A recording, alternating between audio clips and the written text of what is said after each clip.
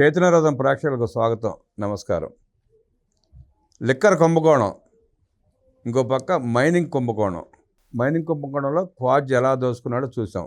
కాకాని గోవర్ధన్ రెడ్డి ఆయన అంతకుముందు ఒకరోజు ప్రెస్ మీట్తో మాట్లాడుతూ జగన్మోహన్ రెడ్డి ఇప్పుడు అన్నట్టే మొన్న ఆయన కూడా పోలీసుల బట్టల ఊడదీస్తా అన్నాడు. క్వాజ్ అక్రమాలు వెలుగులోకి వచ్చిన తర్వాత నోటీసులు ఇవ్వడానికి వెళ్తే నోటీసు తీసుకుంటానికి కాకాని గోవర్ధన్ లేడు.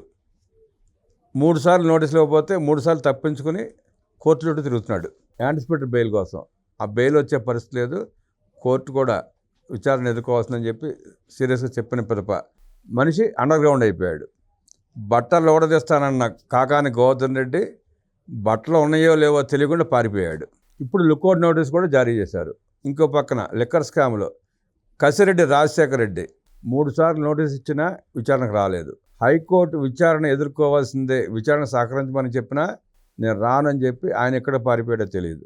వీళ్ళు ఇలా ప్రవర్తించడానికి కారణం ఏంటి, వీళ్ళ వెనక ఎవరున్నారు, ఇలాంటి విషయాలను తెలుసుకునే ప్రయత్నం చేద్దాం. మనతో పాటు ప్రముఖ రాజకీయ విశ్లేషకులు శ్రీలీల గారు, వారిని అడిగి మరిన్ని విషయాలు తెలుసుకునే ప్రయత్నం చేద్దాం. శ్రీలీల గారు నమస్తే. కాకాని గోవర్ధన్ రెడ్డి, కసిరెడ్డి రాజశేఖర రెడ్డి వీళ్ళిద్దరు వ్యవహారాలను చూస్తూనే ఉన్నారు. కోర్టులు చెప్పినా సహకరించట్లా, ప్లస్ కనపడకుండా తప్పించుకుని తిరుగుతున్నారు. ఎక్కడికి పారిపోయారో ఒకటి తెలియదు. పోలీసులు కూడా లుకౌట్ నోటీసులు ఇచ్చారని తెలుస్తుంది. హైకోర్టు చెప్పినా కసిరెడ్డి రాజశేఖర రెడ్డి సహకరించట్లా. వాళ్ళ ధైర్యం ఏంటి, వాళ్ళ వెనకాల ఎవరున్నారు అనుకుంటున్నారు? కసిరెడ్డి రాజశేఖర రెడ్డి ఫస్ట్ టైం ఈ పేరు విన్నప్పుడు జగన్మోహన్ రెడ్డి గారు ప్రెస్ మీట్ పెట్టారు. అసలు ఈ మద్యం కుంభకోణం ఏంటి, దానికి మాకు సంబంధం ఏంటి అని చెప్పేసి మాట్లాడుతూ పక్కన వాళ్ళ కార్యకర్తలు ఎవరు, వాళ్ళకి సంబంధించిన వ్యక్తులతోటి ఎవరబ్బా ఈ కసిరెడ్డి, ఎవరు ఈ కసిరెడ్డి, అసలు మనకి తెలియదే, ఎందుకు ఈయన పేరు మెన్షన్ చేస్తున్నాడని. అసలు కసిరెడ్డి ఎవరో తెలియన ఇతనికి ఆ రోజు ఆయన భలే ఎగతాళిగా మాట్లాడాడండి. ఎవరబ్బా ఈ కసిరెడ్డి రాజా అంట ఎవరు అని చెప్పి అన్నాడు. మరి ఆ మాట అన్నప్పుడు నీకే ఐటీ అడ్వైజర్గా అతను ఉన్నాడని చెప్పేసి అందరికీ తెలిసిన విషయం. అతను మర్చిపోయి ఉండొచ్చేమో లండన్ మందులు వాడుతూ, మరి అందరికీ తెలుసు. మరి అది తీస్తే కనుక దానికి సంబంధించిన వివరాలని కసిరెడ్డి రాజశేఖర రెడ్డి అనే వ్యక్తి వైఎస్ఆర్సీపీ పార్టీ అధికారంలో ఉన్నప్పుడు జగన్మోహన్ రెడ్డి గారికి ఐటీ అడ్వైజర్గా ఉన్నారన్న విషయం అందరికీ తెలిసిన విషయం. మరి అతను దీంట్లో ఎందుకు అతని పాత్ర ఉందంటే, ఎవరైతే విక్రాంత్ రెడ్డి ఉన్నారో వాళ్ళకి సంబంధించిన ఇది సమీప బంధువు అనేది ఒక సమాచారం ఉంది. మరి వీళ్ళందరూ కలిసి మద్యం కుంభకోణం ఏ విధంగా చేశారంటే మొన్నే చూసాము. లావు కృష్ణదేవరాయ గారు దాని గురించి ఒక పెద్ద రిపోర్ట్ అయితే అమిత్ షా గారికి అందజేశారు. ఎవరు దీంట్లో కర్త క్రియ. ఈ రోజున మొన్నటి వరకు కూడా ఢిల్లీ లిక్కర్ కుంభకోణం అంటే ఒక భారీ స్థాయిలో జరిగింది. మరి లేడీ అయిన ఒక మహిళ అయిన కవిత గారు కూడా దాంట్లో ఇరుక్కొని ఆవిడ కూడా జైలు పాలయ్యి జైలు శిక్ష అనుభవించి ఈ రోజున బెయిల్ మీద బయటకు వచ్చారు. మరి అదే అంత స్థాయిలో మరి ప్రచారం జరిగి అందరూ కూడా కటకటాలు లెక్క పెడితే, మరి ఆంధ్రప్రదేశ్లో జరిగిన ఈ మద్యం కుంభకోణం ఏంటంటే అది కేవలం ఒక వాటర్ డ్రాపు, ఇది మాత్రం ఒక పెద్ద మహాసముద్రం అంత ఉంది అని చెప్పి ఆయన చెప్పారు. అది విన్న తర్వాత ఆంధ్ర రాష్ట్ర ప్రజలందరికీ కూడా ఒక్కసారిగా ఉలిక్కి పడ్డారు.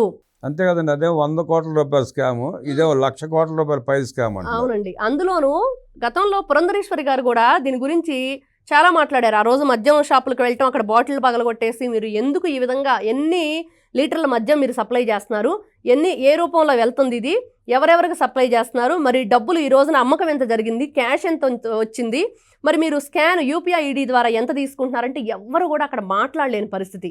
ప్రతి ఒక్కటి కూడా క్యాష్ తీసుకోవటం, ఆ డబ్బులు ఎక్కడికి వెళుతున్నాయి అంటే పెద్ద మొత్తంలో ఎవరు ఆంధ్రప్రదేశ్ రాష్ట్రంలో 2019 నుంచి 24 వరకు ఎవరు ఏ విధంగా దోచుకున్న ఒక భారీ స్థాయిలో తాడేపల్లి ప్యాలెస్కి వెళ్లాల్సిందే అనేది ఈ రోజున వినపడుతుంది. ఎవరిని ఏ తీసినా సరే మీరు మద్యం తీయండి, బియ్యం తీయండి, లేకపోతే మీరు అంటున్నట్లుగా ఏదైతే క్వార్జ్ ఉందో దానికి సంబంధించి కానీ ప్రతి ఒక్కటి కూడా అన్నీ కూడా దాంట్లో ఏ కుంభకోణం జరిగినా కూడా అవన్నీ భారీ స్థాయిలో అక్కడికి వెళ్ళాలి, పెద్ద మొత్తం వెళ్ళాలి అనేది. మరి దీనికి కర్త క్రియ అంటే మన విజయసాయి రెడ్డి గారు విచారణకు వచ్చేసి విక్రాంత్ రెడ్డి అని చెప్పి ఆయన పెద్ద బాంబు పేల్చి వెళ్ళాడు. మరి ఆ విక్రాంత్ రెడ్డి కూడా నెక్స్ట్ అతని పేరు కూడా రాబోతుంది. మరి వైవి సుబ్బారెడ్డి గారు ఏ విధంగా తన కొడుకుని కాపాడుకుంటాడు అనేది కూడా జనంలో వస్తుంది. మరి వాళ్ళందరికీ కూడా ఎవరు మెయిన్ అంటే డాన్ జగన్మోహన్ రెడ్డి గారు అనే పేరే వినిపిస్తుంది.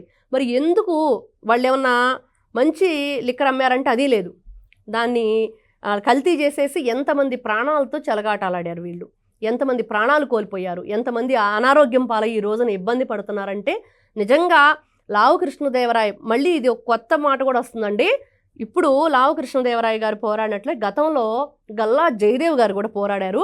మరి అతనికి వీళ్ళంతా ఏ విధంగా టార్గెట్ చేశారు, మరి అతను రాజకీయాల నుంచి పక్కకి వెళ్ళిపోయాడు. మరి అదే విధంగా కూడా లావు కృష్ణదేవరాయ గారికి జరగకుండా ప్రతి ఒక్కరూ కూడా అండగా నిలబడి ఖచ్చితంగా దీన్నైతే బయటకు రాగానే ప్రజలందరూ పెద్ద ఎత్తున దీని గురించి డిస్కషన్ అయితే జరుగుతుంది. ఇప్పుడు వీటి మీద కేసులు పెట్టడం ఒక ఎత్తు, విచారణ చేయడం ఒక ఎత్తు అండి. వీళ్ళు అక్రమంగా సంపాదించిన ఆస్తులను రికవర్ చేసుకునే అవకాశం ఉందంటారు ప్రభుత్వాలు? ఖచ్చితంగా చేసుకోవాలి. ఎందుకంటే ఈ రోజున ఇప్పుడు బ్యాంకులో లోన్ తీసుకుంటున్నాడండి ఒక రైతు. తీసుకుంటుంటే అతనికి గిట్టుబాటు ధర లేకపోతే పంట సరిగ్గా పండక ఆ డబ్బులు కట్టలేకపోతుంటే జప్తు చేస్తుందా లేదా పొలాన్ని? మరి వాళ్ళకున్నది అతను బంగారం మనం తాకట్టు పెడతాడు ఒక రైతు, భార్య బంగారాన్ని తీసుకొచ్చి, మరి అది సరైన కాలంలో కట్టకపోతే వాళ్ళు ఆప్షన్ చేస్తున్నారా లేదా? మరి ఆప్షన్ చేసినప్పుడు ఆ అధికారం ఒక రైతే దేశానికి రాజు, రైతే వెన్నెముక, అన్ని విధాలుగా అతని 10 ఏళ్ళు భూమిలోకి వెళ్తేనే మన 5 ఏళ్ళు నోట్లోకి వెళ్తేనే మనం ఎన్నో కొటేషన్లు చెప్పుకుంటూ ఉంటున్నాం. మరి అట్లాంటి రైతు పట్లే అట్లా ప్రవర్తిస్తున్నప్పుడు వీళ్ళు దొంగలు కదా, రాష్ట్రాన్ని దోచుకున్నారు కదా, సర్వనాశనం చేశారు కదా, మరి వీళ్ళ నుంచి ఎందుకు రీఫండ్ చేయకూడదు రాష్ట్రానికి? ఈ రోజున ప్రతి ఒక్కరు ఇదే క్వశ్చన్ చేస్తున్నారు. మేము రేత్రి మగళ్ళు రేయనక పగలనక ఈ రకంగా కష్టపడి రైతులుగా ప్రతి ఒక్కరికి భోజనం పెట్టేది రైతే. మరి రైతే పండించకపోతే ఎవరు ఈ రోజున ఫుడ్ తినే పరిస్థితి లేదు. మరి అట్లాంటి రైతు పట్ల ఎట్లాంటి గౌరవం లభిస్తుంది బ్యాంక్స్లో అంటే ఈ రోజున ప్రతి ఒక్కటి భార్య తాళిబొట్టు కూడా తాకట్టు పెట్టేసి పంట విత్తనాలు కొనుక్కొచ్చే పరిస్థితిలో ఉంటే రైతు, మరి ఆ తాళిబొట్టు కూడా బయటకు తీసుకొచ్చుకునే పరిస్థితి లేక ఆ పంట నీట మునిగో లేకపోతే సరిగ్గా పండకో గిట్టుబాటు ధర లేకో మరి ఇవన్నీ జరుగుతున్నప్పుడు వాళ్ళది ఆక్షన్ కేసే అవకాశం ఉన్నప్పుడు మరి వీళ్ళందరినీ కూడా ఎందుకు విచారించకూడదు? ఎందుకు వీళ్ళది ఉన్నదంతా కూడా రాష్ట్ర ప్రజల నుంచి ఏ సంస్థ నుంచి ఎంత దోచుకున్నారు, ఎంత దాచుకున్నారు మొత్తం కూడా రీఫండ్ చేసి తీరాల్సిందే. ఇది మాత్రం 2029కి ఆంధ్ర రాష్ట్ర ప్రజలకి ఒక పెద్ద బహుమతిగా చంద్రబాబు నాయుడు గారు కానివ్వండి, పవన్ కళ్యాణ్ గారు కానివ్వండి, అలానే మోడీ గారు, వీళ్ళందరూ కూడా కలిసి ఇవ్వాల్సిన పెద్ద గిఫ్ట్ ఏంటంటే వీళ్ళు ఈ 5 సంవత్సరాలు 19 నుంచి 24 వరకు ఏదైతే దోచుకున్నారో అదంతా కూడా రీఫండ్ చేయించాలి. 2004 ముందు కారులో తిరగటానికి డీజిల్ కొట్టించుకుని కారులో తిరగటానికి డబ్బులు లేక ఇల్లు అమ్మకానికి పెట్టిన రాజశేఖర రెడ్డి గారు, తర్వాత నిన్నగాక మొన్న కొడుకు వైఎస్ జగన్మోహన్ రెడ్డి 5.5-6 కోట్లు పెట్టి బెంగళూరు నుంచి రాప్తాడు రావడానికి హెలికాప్టర్ వచ్చిన పరిస్థితి చూసాం. అంటే ఎన్ని లక్షల కోట్లు సంపాదిస్తే ఒక 10 నిమిషాల జర్నీకి 6 కోట్లు ఖర్చు పెట్టి ఉంటాడంటారు. 2004 ముందు డీజిల్కి డబ్బులు లేని వాళ్ళు 2024లో 25లో 6 కోట్లు ఖర్చు పెట్టాడంటే ఎంత సంపాదించుంటారు, ఎంత దోచుకుని ఉంటారు. ఆ సంపదని రికవరీ చేయకుండా వ్యవస్థలు చూస్తూ ఉంటాం. కరెక్ట్ అంటారా? కరెక్ట్ కాదండి. ఇక్కడ మీరన్నట్లుగా అతని నుంచి ఈ డబ్బంతా రీఫండ్ చేస్తే కరెక్ట్గా ఇప్పుడు మనం ఏమైతే ఇప్పుడు కూటమి ప్రభుత్వం బంగారు కుటుంబం అని ప్రోగ్రాం పెట్టిందో అసలు ఆ ప్రోగ్రాం కూడా అవసరం లేదు. ఈ డబ్బంతా ప్రతి ఒక్క కుటుంబానికి అందిస్తే పిల్లలందరూ చక్కగా చదువుకుంటారు, రైతులు చక్కగా పంటలు పండించుకుంటారు, ప్రతి ఒక్కరూ కూడా ఉన్నత స్థాయిలో ఉంటారు. అంత డబ్బులు ఇతను దోచుకున్నాడు. ఆక్రమాస్తుల కేసులోనే కదా 16 నెలలు జైల్లో ఉండొచ్చాడు. ఈ రోజు కూడా 12 సంవత్సరాల నుంచి వ్యవస్థలు మేనేజ్ చేస్తూ బెయిల్ మీద తిరుగుతున్నాడు. మరి ఇవన్నీ నిజాలు కాదా? మరి విజయసాయిరెడ్డి ఏ విషయం అడిగినా కూడా నేను చెప్తానని చెప్పేసి ఇతనితో పాటు ఉన్న జైలు మేటు ఇతనికి షాడో సీఎంగా పేరు తెచ్చుకున్న గొప్పగా ఇతను ఉత్తరాంధ్రనంతా పరిపాలించాడు. అట్లాంటి విజయసాయిరెడ్డి రాజ్యసభ సభ్యత్వానికి పార్టీకి మొత్తానికి రాజీనామా చేసి ఎందుకు వెళ్ళాడు అంటే ఈ రోజున ప్రతి ఒక్కరూ కూడా ఆలోచిస్తున్నారు. ఇది నిజంగా జగన్మోహన్ రెడ్డి గారు ఎన్ని కోట్ల వేల లక్షల రూపాయలు దోచుకున్నాడు, ఆ డబ్బంతా ఎక్కడ దాచారు? ఈ రోజున కొంత అమౌంట్ 10 లక్షల చేతిలో ఉంటే ఎన్ని రకాల క్వశ్చన్స్ వస్తున్నాయి. మరి ఇంత భారీ మొత్తంలో ఇతర దేశాలకు ఎలా తరలించారు, ఆ తరలించిన వాళ్ళు ఎంత తీసుకున్నారు, ఇదంతా కూడా రాష్ట్రానికి తిరిగి రీఫండ్ చేయాల్సిందే. మీకు 49,999 మించి బ్యాంకులో కూడా తీసుకోరు క్యాష్ కడితే. అవునండి. అలాంటిది అన్ని లక్షల కోట్లు ఎట్లా దోచాడు, ఎక్కడ దాచాడు, ఏం చేశాడు? అవన్నీ ఇప్పుడు అదే అడుగుతున్నారు ప్రజలంతా.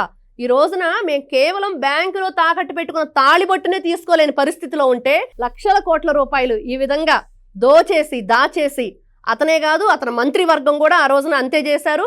మరి ఈ రోజున ఆ దోచుకున్న డబ్బు కోసమే ఇంటిలో పాది కొట్టుకుంటున్నారు ఒకరి మీద ఒకరు కోర్టులో కేసులు వేసుకొని. మరి ఈరోజు రాష్ట్ర ప్రజలందరూ కూడా హాస్యాస్పదంగా మా దగ్గర నుంచి దొంగల్లా మీరు కొట్టేసి మీరు ఒకరినొకరు కూడా మీ కుటుంబంలో ఈ రోజున ఒకరి మీద ఒకరు కేసులు వేసుకుంటున్నారు. అదంతా కూడా మా కుటుంబాలకు చెందవలసింది, మా రాష్ట్రం సొమ్ము.